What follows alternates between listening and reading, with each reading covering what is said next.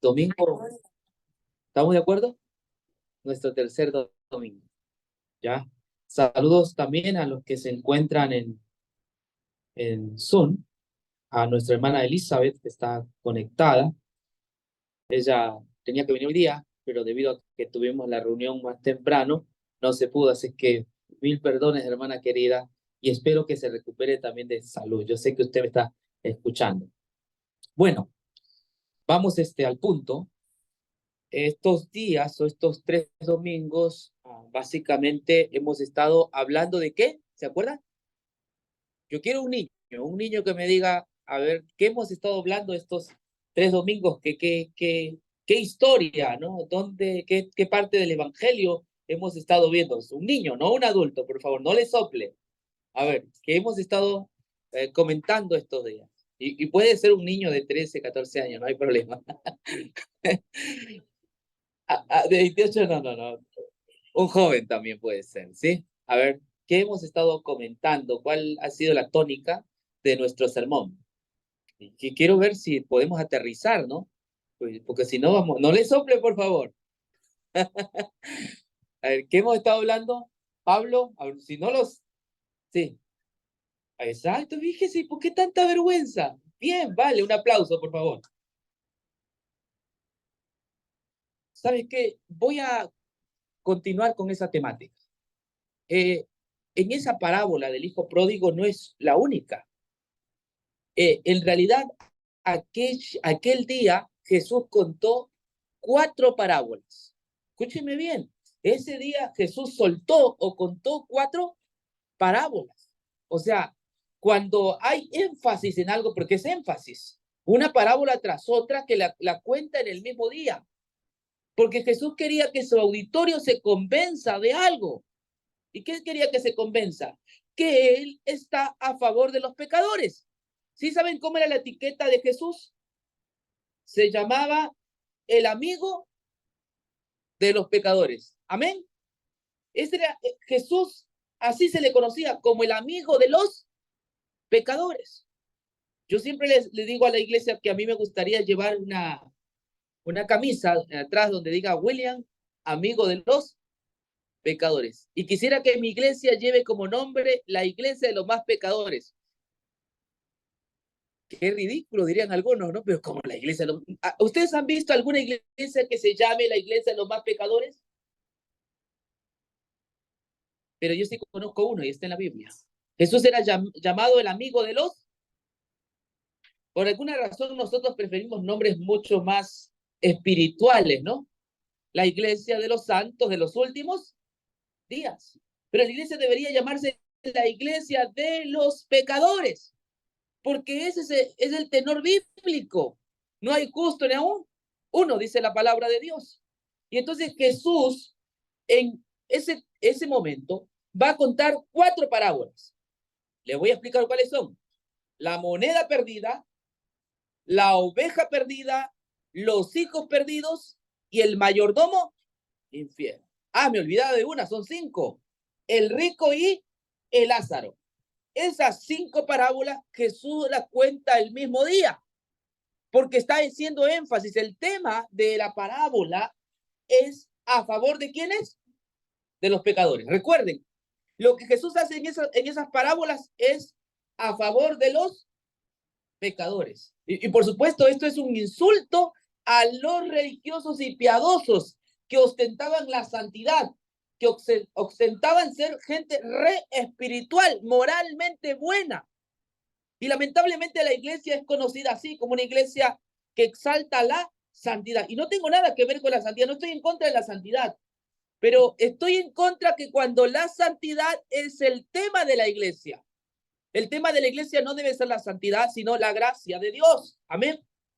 Que para eso nos dejó Dios. Dios nos llamó ministros de la reconciliación. Es decir, nuestro tema debe estar enfocado en la reconciliación, en la gracia ilimitada de Dios. Ese es el tema bíblico. Y volvamos entonces otra vez a repasar Lucas, capítulo 15. Yo quiero que estos pasajes queden impregnados en su corazón. y que lo puedan analizar en sus casas. Lucas 15:1. Partimos del marco de referencia, hermanos. Este es nuestro marco de referencia que lo he utilizado en los domingos anteriores. Los cobradores de impuestos y otros pecadores de mala fama a menudo venían a escuchar las enseñanzas de Jesús. Por eso los fariseos y los maestros de la ley religiosa se quejaban de que Jesús se juntara con semejantes pecadores y hasta comía con ellos. Oh, hermanos, aquí hay un problema.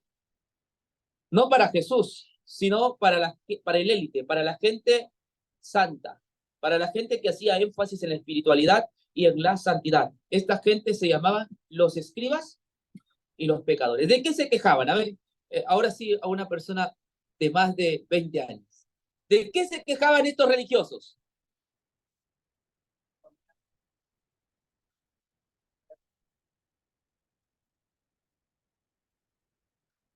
Se la pongo un poco más difícil. Vamos a actualizar. ¿Qué pasaría si el pastor se reuniera con un grupo de homosexuales? Y yo estoy en medio de homosexuales. ¿Qué son los homosexuales? ¿Pecadores o no pecadores? Y el pastor se reúne con ellos. Ay, ay, ay. No, ya sacamos los textos, no, que Dios maldice a los homosexuales. Y no estoy a favor del homosexualismo, no piensen que Jesús estaba a favor del el pecado que ellos cometían. Pero Jesús sabía cómo llegar al corazón de esas personas, ¿me entienden? En cambio, ¿nosotros qué hacemos? Nosotros nos separamos. No, no, no, no. Tenía una hermana que decía, no, no, no, no oían ni siquiera hablar. Ese es un espíritu farisaico. Si bien es cierto, no es que Jesús estaba aprobando el pecado, no estaba aprobando el pecado, pero Jesús estaba buscando la manera de hacerle entender que Dios lo ama, aún a pesar que esa persona es pecadora. Pero esto no le gustaba al grupo que ostentaba la santidad, que hacía énfasis en la santidad. Y entonces, ¿están en contra de quién? ¿De los pecadores o en contra de Jesús? Pregunta. Según el análisis, ¿están en contra de los pecadores o en contra de Jesús? Exacto. Imagínense, esta gente religiosa estaba en contra de Jesús. ¿Por qué estaba en contra de Jesús? Porque el texto bíblico dice que Jesús comía y se juntaba con los pecadores. Aquí hay una palabra que quizás ustedes no entiendan. En el texto se dice recibía. Esa palabra recibía a los pecadores quiere decir que él no los juzgaba, sino que al contrario los recibía. ¿Qué hacemos nosotros como iglesia con los pecadores? Los juzgamos, hermanos. Tratamos y los juzgamos. Jesús no los juzgaba, Jesús los amaba, Jesús los recibía. Entonces, es en ese marco que Jesús cuenta las 5 parábolas. La oveja perdida, la moneda perdida, los hijos perdidos, el mayordomo infiel y el rico y el Lázaro. ¿Por qué tantas parábolas en un solo tema? Porque justamente ese es el gran problema de los seres humanos. Los seres humanos le ponemos barreras a las personas para que se puedan salvar. Creemos que la salvación es de otra forma, como nosotros pensamos, pero Dios tiene una manera prodigiosa, maravillosa de salvar a las personas. Y vamos a la primera parábola que Jesús cuenta, y es la siguiente. Vamos a ver. Allí en el siguiente verso dice la palabra de Dios.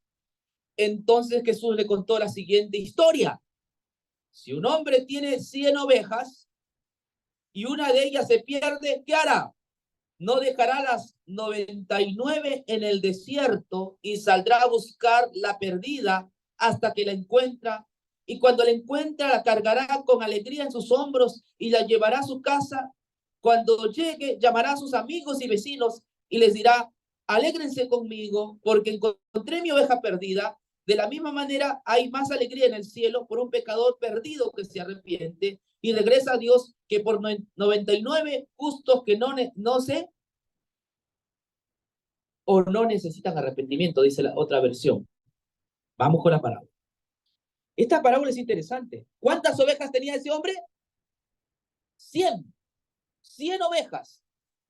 De pronto, él cuenta sus ovejas, porque en esa época se contaba el rebaño, dice el libro de Job. Había que contar el rebaño y él cuenta, ¿no? Cuenta y recuenta y, puchica, dice, me falta una. Otra vez cuenta y las matemáticas no le dan. Le falta una.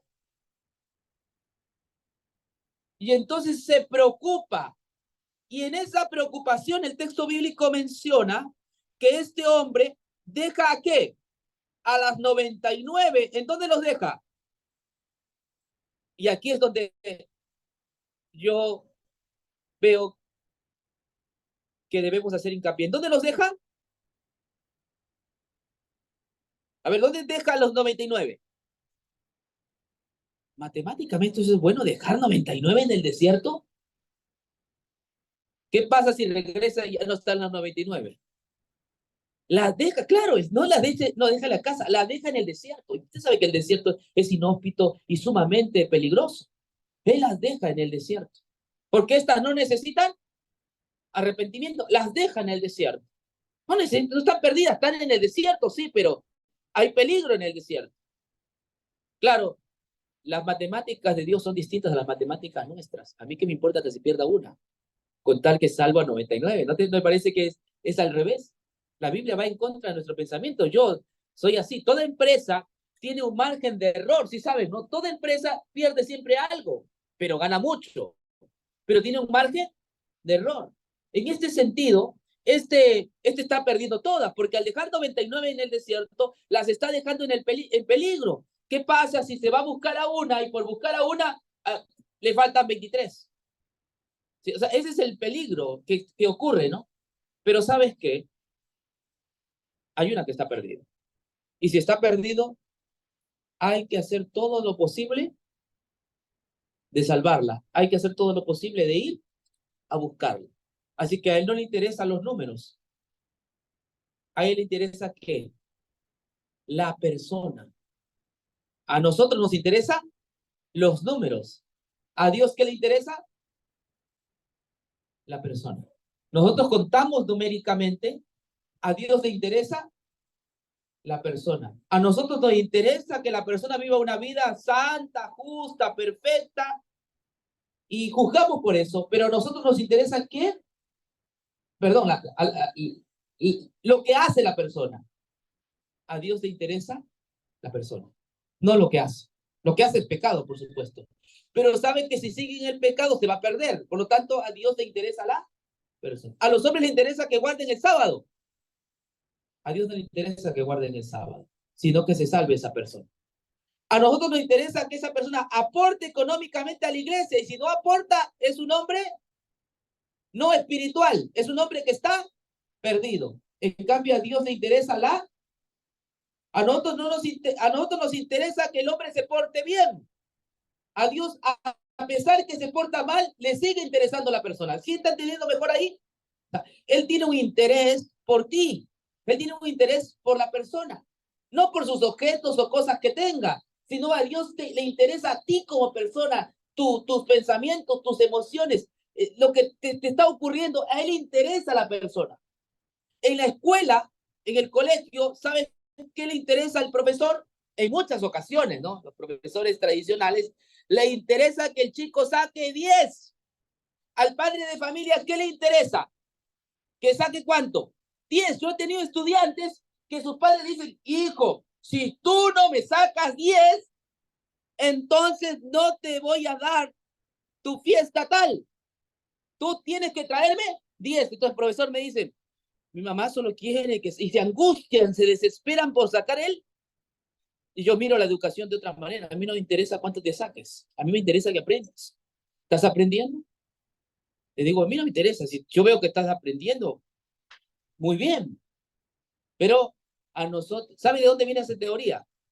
De un filósofo llamado, a ver, no es Aristóteles, Pitágoras. ¿Se acuerda de Pitágoras? Pitágoras fue el que inventó las matemáticas. Pitágoras enseñó que a nosotros nos inventó los números, que Dios es un Dios de números. Eso enseñó Pitágoras, que a nosotros nos trajo los números. Y entonces en educación el niño vale Se le premia al niño que saca 10. ¿Y quién lo premia al niño que saca 5?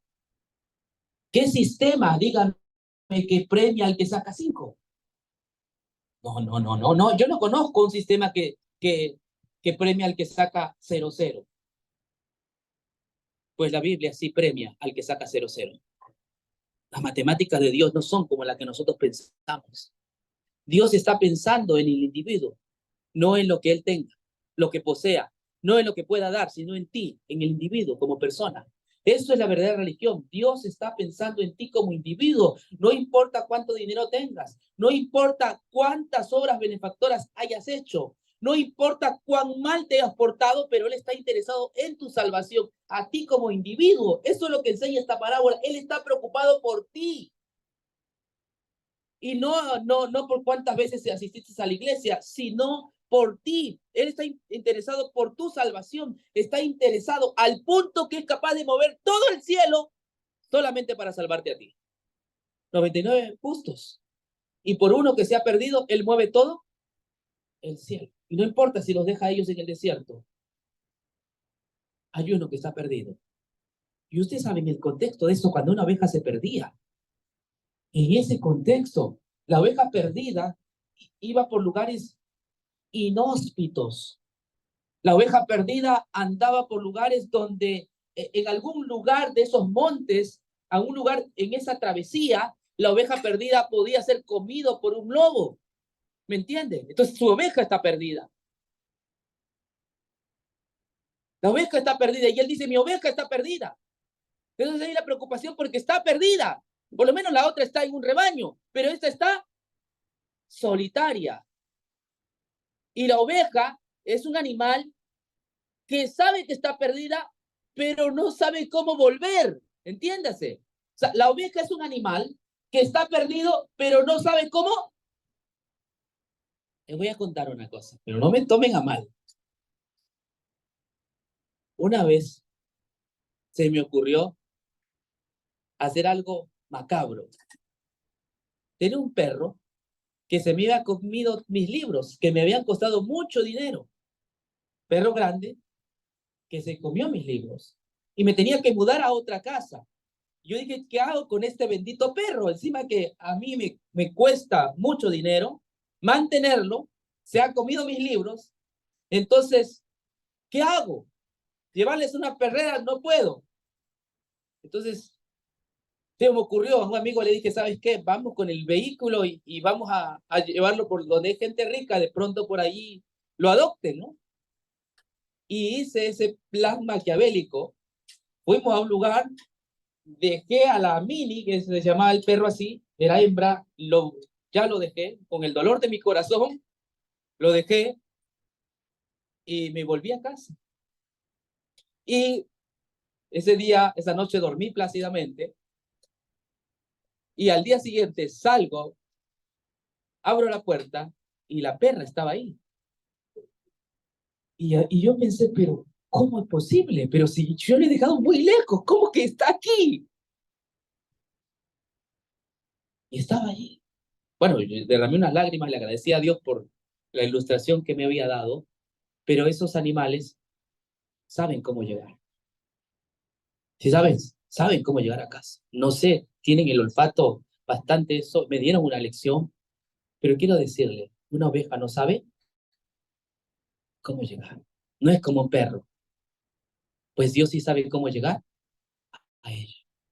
Y el hecho que tú estés aquí significa que Dios ha sabido cómo llegar a tu vida. No fue la elocuencia del pastor, ¿me entiendes? No fue la mucha masa gris que tuviese el pastor que te atrajo. Dios te atrajo un momento y te llamó para hacerte conocer su gracia. Amén. Volviendo a la parábola, el texto bíblico menciona algo más. Dice así, el texto. Vamos acá. Dice, no dejará a las 99 en el desierto y saldrá a buscar la perdida hasta que la encuentre.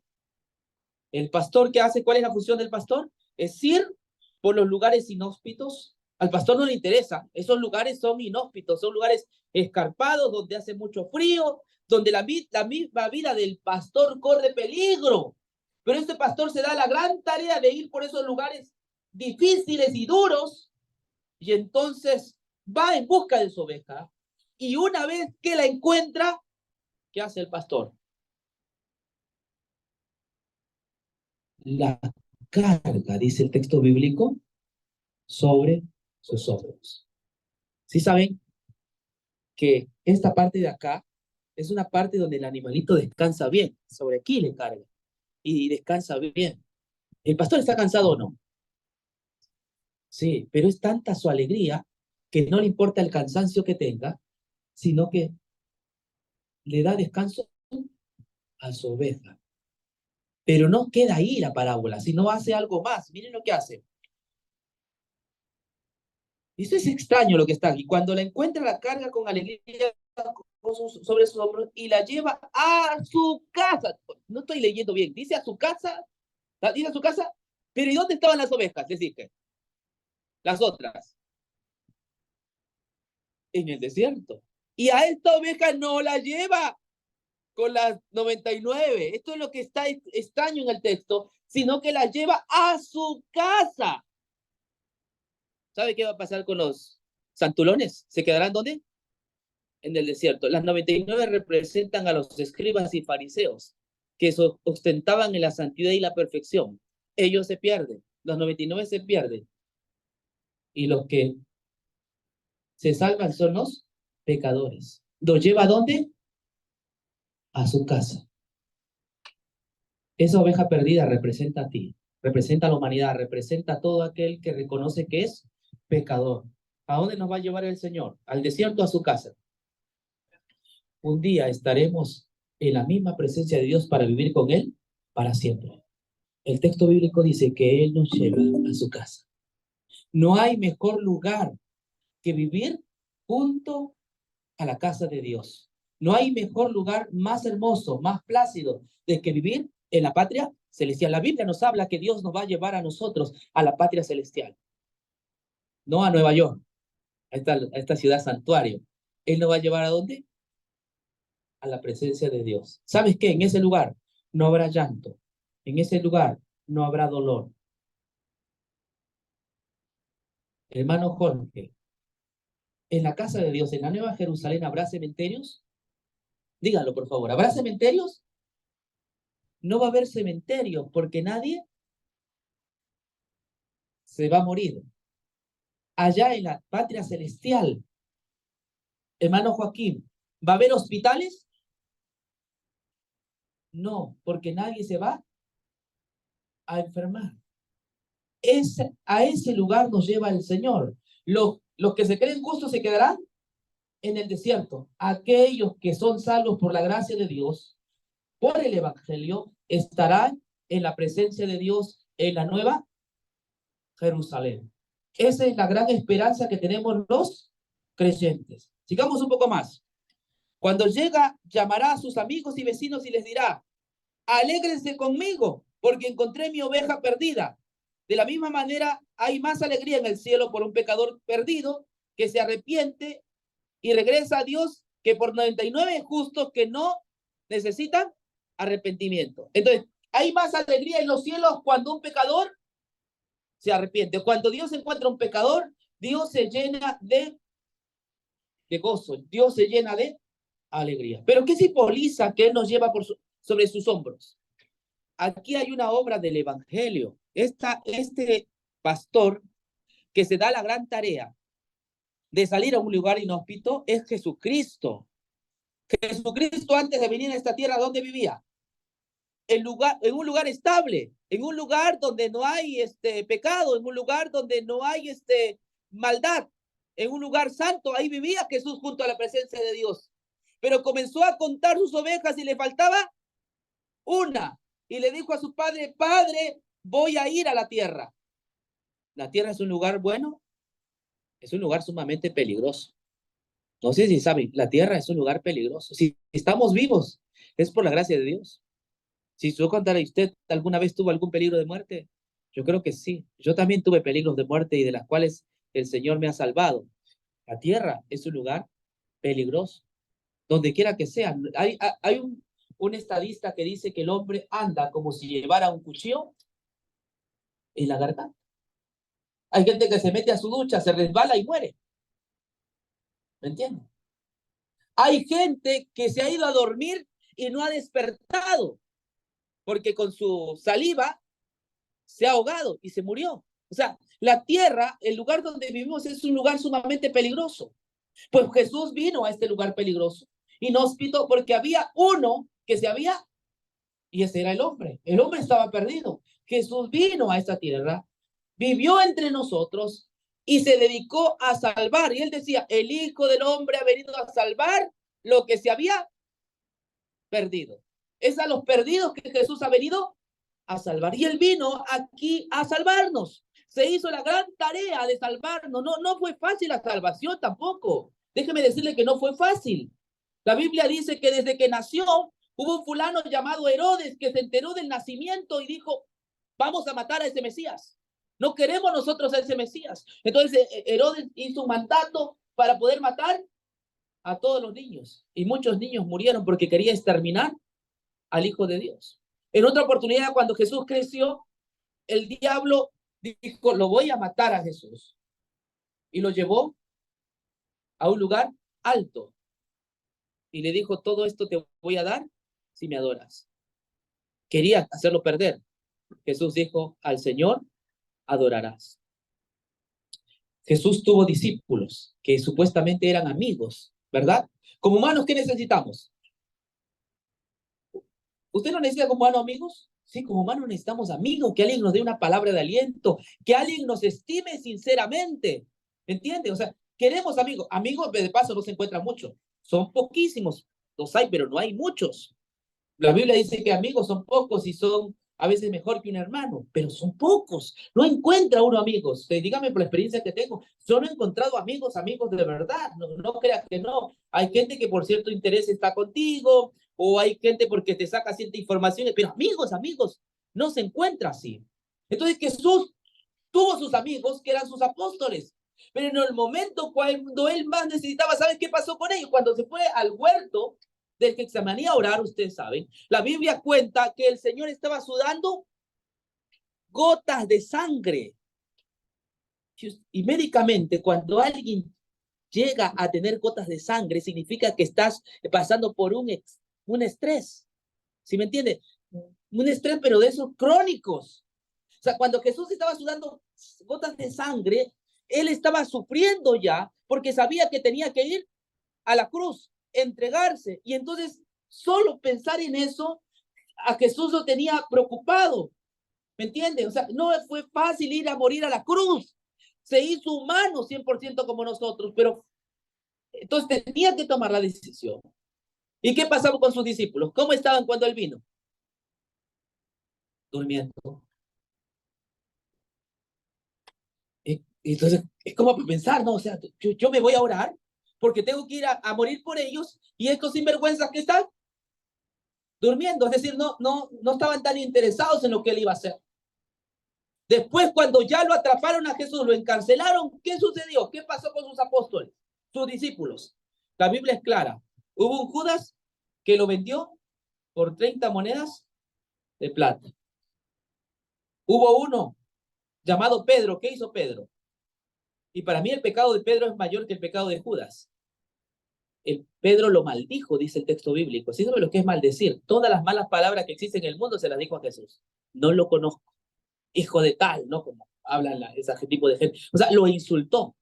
Es decir, Jesús cuando necesitaba un apoyo humano, no lo tuvo. Con todo eso no se desanimó. La Biblia dice que Jesús fue a la cruz y dijo dos palabras. Tetelestai en hebreo. Quiere decir, perdón, en griego, consumado es. Consumado es. ¿Qué significa esa palabra consumado es? Jesús dijo en la cruz, consumado es. A mí me gusta a veces estudiar cuáles son las palabras finales de una persona cuando muere. Entonces, me gusta estudiar sobre todo de personas importantes. ¿Cuál es la última palabra que dijeron antes de morir? Simón Bolívar el famoso libertador Simón Bolívar. No sé si han oído escuchar, creo que en México Simón no estuvo, ¿no? Bolívar. Pero bueno, de Colombia, de Perú, de Bolivia, él quiso hacer la Gran Colombia. El gran Simón Bolívar, que muchos militares hablan muy bien de él. ¿Sabes cuáles fueron sus últimas palabras? Hemos arado en el mar. Y así murió. Hemos arado en el mar. ¿Qué significaba? Que él muere desanimado. Es decir, prácticamente todo lo que he hecho es como no hubiese hecho nada. Hemos arado en vano. O sea, Simón Bolívar murió triste, con nostalgia. No he cumplido mis metas. Hemos arado, en vano empezó la revolución. Hemos arado en el mar. Esas fueron las últimas palabras de Simón Bolívar. Otro que murió recientemente, Hugo Chávez. ¿Sabes cuáles fueron las últimas palabras de Hugo Chávez? Del gran dictador venezolano. No me dejen morir. Qué pena, ¿no? No me dejen. Pero ¿sabes cuáles fueron las últimas palabras de Jesús? Consumado.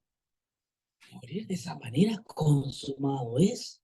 O sea, no fue, ese grito de consumado es, no fue un grito de desesperación, no fue un grito de frustración, no es que ya todo se acabó y que morí, que no quiero morir.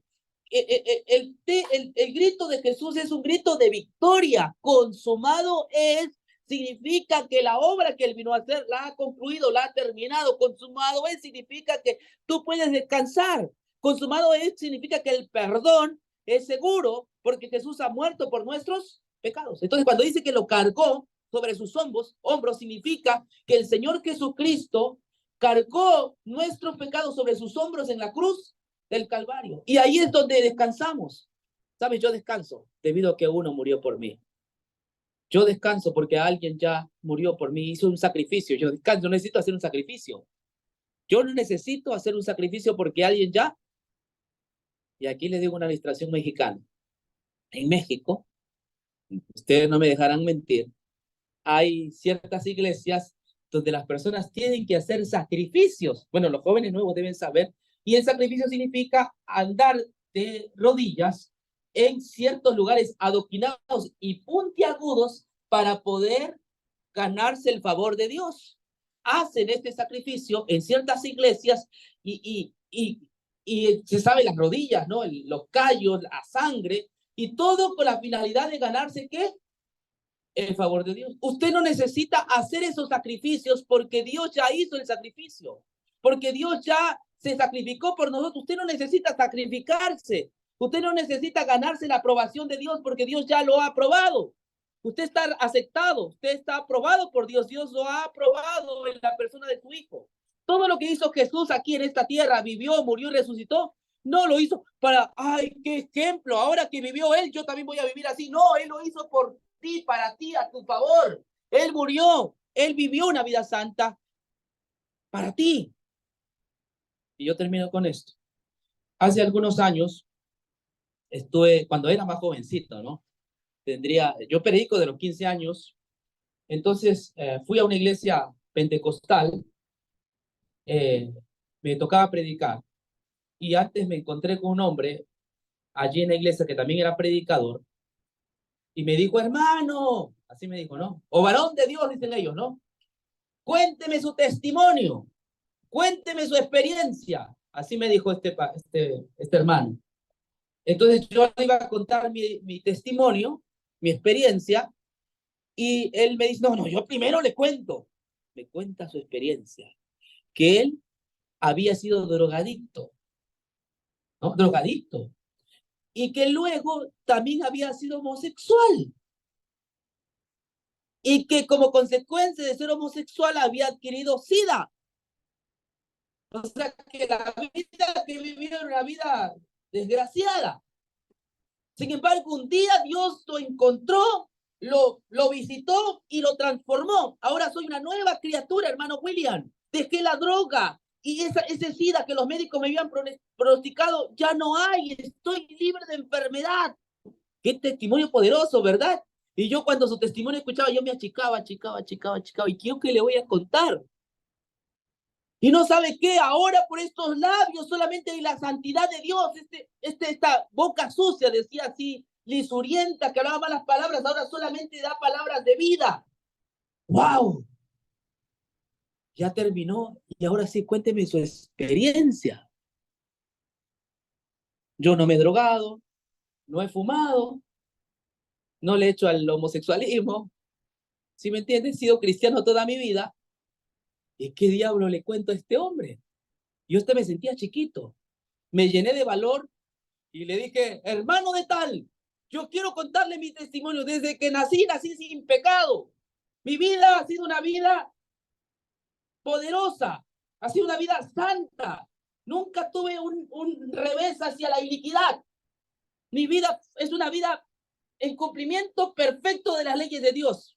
Wow, el tipo dice, ¿cómo así, no? Entonces, y le fui hablando, pero un día había gente injusta que me sentenció. Me pusieron una corona de espinas. Ya entendió que le estaba diciendo y me llevaron una cruz. Y su vida de él quedó chiquitita y tuvo que decir amén. Le estaba presentando la vida de quién. Porque esa vida que vivió Jesús es tuya.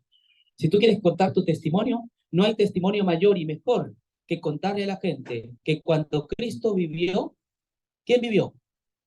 Hermanos, la vida de Cristo es una vida que fue vivida en tu lugar por ti, para ti. Jesús vivió 33 años de vida como si tú hubieses vivido. O sea, Él te regala esa vida para que delante de Dios tú aparezcas como justificado. Entonces, si el diablo te acusa de pecador, tú dile al diablo, sí, soy pecador, pero en Cristo estoy completo, en Cristo estoy perdonado. Esa es la verdad del Evangelio. Es decir, es a través de los méritos de Cristo que yo soy salvo. La vida de Cristo es mi vida.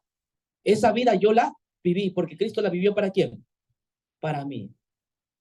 La fe se apropia de lo que Cristo ha hecho y cree que está salvo, perdonado y justificado. Amén.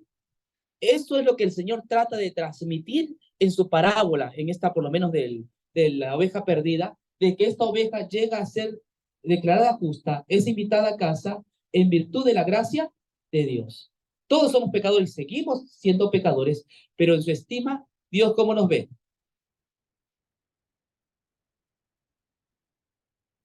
¿Quieren que termine o que les cuente otra historia más? Bueno, voy a contarles una historia más. No, pero dígame, ¿cuento o no cuento? ¿Qué hora es?